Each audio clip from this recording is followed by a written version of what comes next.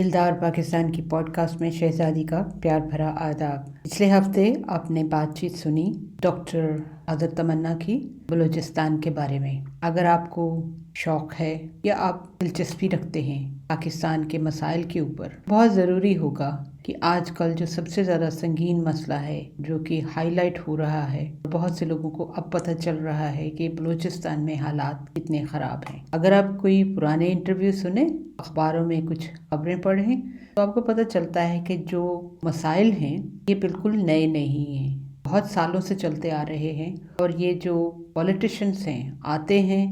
آتے ہیں، تقریریں کر لیتے ہیں، پھر چلے جاتے ہیں، اور جب ان سے کوئی سوال پوچھے تو پھر بولتے ہیں ہمیں اگر 10 سال اور مل جائیں تو ہم یہ کر دیں گے، تو ہم وہ کر دیں گے۔ تو یہ ایک انٹرویو ہے، ناموں سے آپ کو پتہ چل جائے گا کون سے وقت کا یہ انٹرویو ہے۔ آپ کو تھوڑا سا اندازہ ہو جائے گا کہ بلوچستان کے حالات تب بھی ویسے ہی تھے جیسے کہ آج ہیں۔ تو غالباً وقت آ گیا ہے کہ اگر ہم یہ سوچ لیں کہ واقعی میں اگر پنجاب میں ایسے حالات ہوں، بالکل پنجاب کا وہی حال ہو، بالکل وہی سب کچھ ہو، اور ہمیں کوئی نہ پوچھے، ہماری مدد کے لیے کوئی نہ آئے، ہم ایک ملک میں رہتے ہوئے بھی اپنے آپ کو بالکل سوتیلا سمجھیں کیونکہ حکومت ہم سے سوتیلوں جیسا سلوک کرتی ہے، تو کیا آپ چاہیں گے نہیں کہ دوسرے صوبے ہمارے لیے آواز اٹھائیں، ہمارے ساتھ مل کر ہمیں ویسا ہی ماحول دیں جیسا کہ دوسروں کے پاس ہے، سارے حقوق ہمارے پاس ہوں، صحیح جمہوریت ہو؟ تو خیر، فیصلہ کرنے کا وقت ہے، سوچنے سمجھنے کا وقت ہے، بہت کچھ سمجھ آ گیا ہے،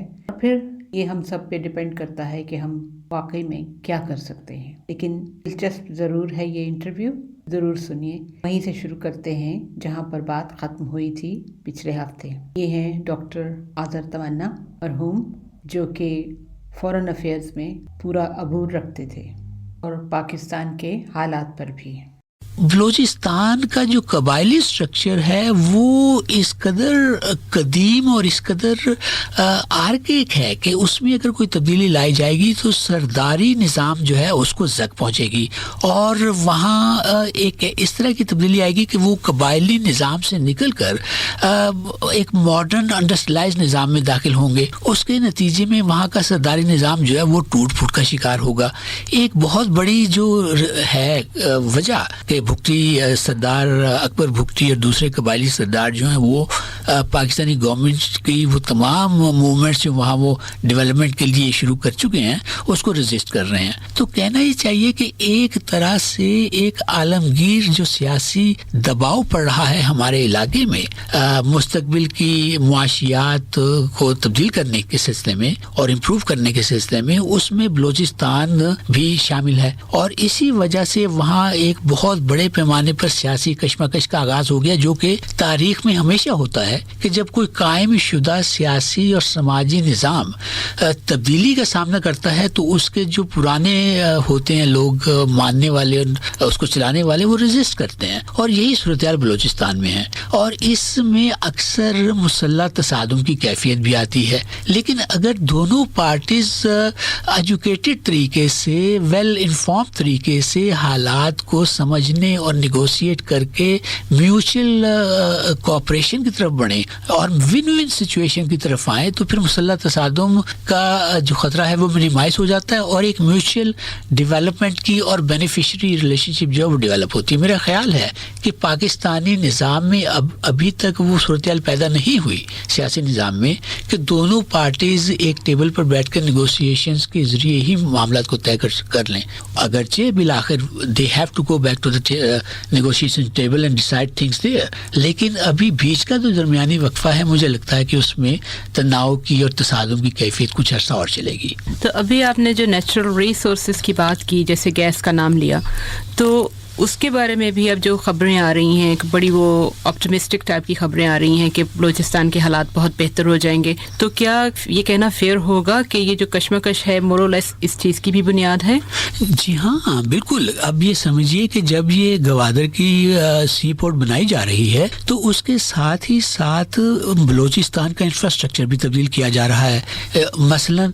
وہاں یونیورسٹیز بنائی جا رہی ہیں، اسکول بنائے جا رہے ہیں، میڈیکل فیسلٹیز بہت بے تحاشا پرووائڈ کی جا رہی ہیں, روڈ لنکیجز پرووائڈ کیے جا رہے ہیں, اور یہ کہا جا رہا ہے کہ اگلے 3 برسوں کے درمیان تقریباً 1 کھرب روپیہ صرف کیا جائے گا صرف سڑکیں بنانے پر. اور وہ سڑکیں جو ہیں وہ بلوچستان کو پورے ملک کے ساتھ ملا دیں گی. یعنی اس کا مطلب ہے کہ جب کسی علاقے میں آپ ٹرانسپورٹیشن کو ہموار کر لیں, ٹرانسپورٹیشن فراہم کر لیں, تو وہاں اکنامک اور سوشل ایکٹیویٹی جو ہے وہ بہت تیز ہو جاتی ہے. اور سوشل ایکٹیویٹی اور اکنامک ایکٹیویٹی جب وہاں تیز ہو جاتی ہے کسی بھی علاقے میں, تو یقیناً اس کا بنیادی جو قدیم سٹرکچر ہے وہ توڑ پھوڑ کا شکار ہوتا ہے, اور نئی صورتیں نمودار ہوتی ہیں, نئے پاور سٹرکچر ڈیولپ ہوتے ہیں, اور یہ ایک تصادم کی اور کشمکش کی صورتحال کو جنم دیتا ہے. یہ ابھی حال ہی میں جیسے کہ correct me if I am wrong کہ ایک کمیٹی بنائی ہے جو میرے خیال میں شجاعت حسین نے, کہ وہ ان کو فیڈرل گورنمنٹ کو کچھ ایڈوائسز وغیرہ دے تاکہ وہ انڈیجنس جو ہے ایریاز ان کے ساتھ نزدیک طریقے سے کام کر سکیں. آپ کے خیال میں کیسا سٹیپ ہے اور کتنا کامیاب رہے گا؟ جی ہاں, 2 سطح پر کام ہوا ہے اس پر. ایک تو یہ ہے کہ جو ارلیسٹ 3 میں نے ابھی ذکر کیا کہ میٹنگز ہوئی ہیں. جو پہلی میٹنگ ہوئی تھی اس کے بعد چودھری شجاعت نے اور مشاہد حسین نے صدر پرویز مشرف کو جو بریفنگز دی تھی, اس کے نتیجے میں 2 کمیٹیاں بنائی گئی تھی پارلیمانی. ایک کمیٹی جو تھی وہ اس بات پر کنسنٹریٹ کر رہی تھی کہ کس طرح کی آئینی تبدیلیاں متعارف کروائی جائیں جس کے نتیجے میں صوبے اور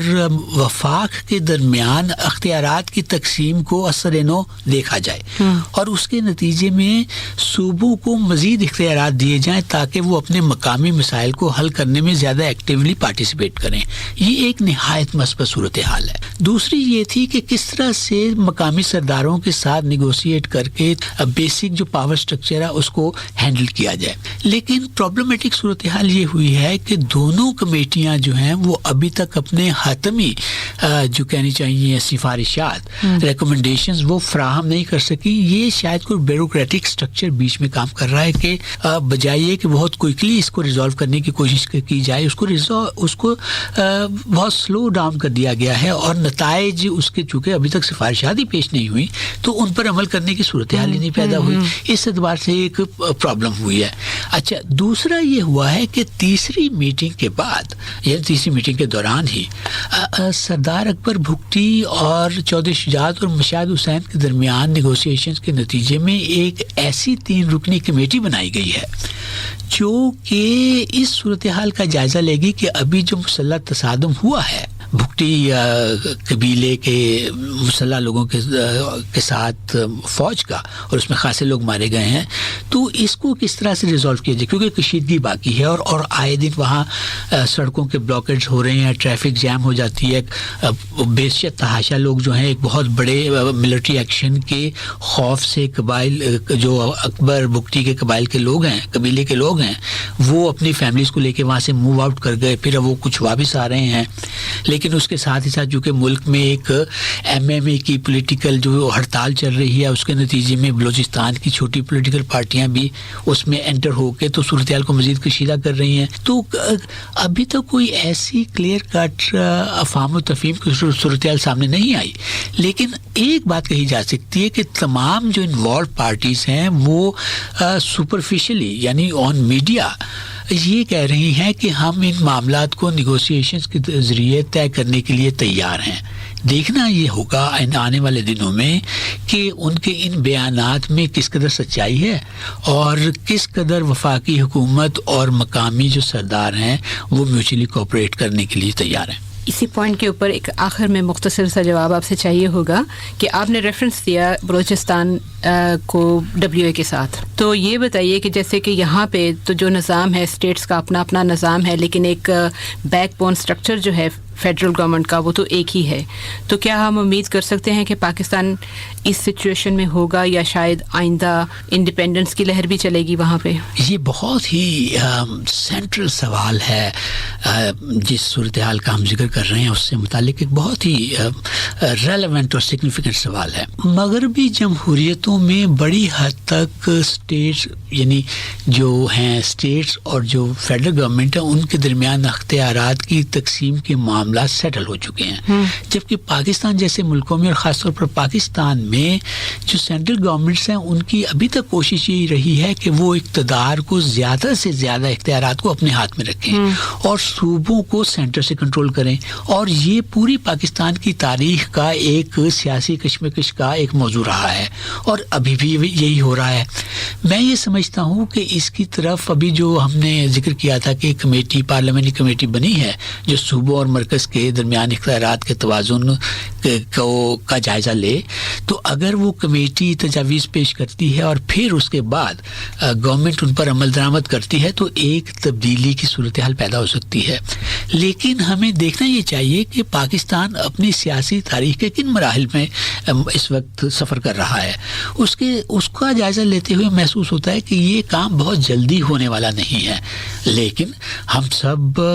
اس کی توقع رکھتے ہیں کہ ایسی صورتحال پیدا ہو کہ مشرقی پاکستان جیسے حادثات جو ہیں وہ دوبارہ نمودار نہ ہوں، جو جیسا کہ بہت سارے تجزیہ نگار جو ہیں وہ یہ بتاتے ہیں کہ اس پاکستان کے بعد اب بلوچستان میں بھی ایسی حالات پیدا ہو چکے ہیں کہ اگر وہاں مسلح تصادم ہوگا تو ہم کو خدا نخواستہ بلوچستان سے بھی ہاتھ دھونے پڑیں گے، لیکن میری رائے یہ ہے کہ ایسی صورتحال پیدا نہیں ہوگی، لیکن مسلح تصادم کے اندیشے جو ہیں وہ ابھی تک پائے جاتے ہیں۔ آج آپ کے وقت کا بہت شکریہ آذر، انشاءاللہ پھر ملاقات ہوگی۔ بہت بہت شکریہ۔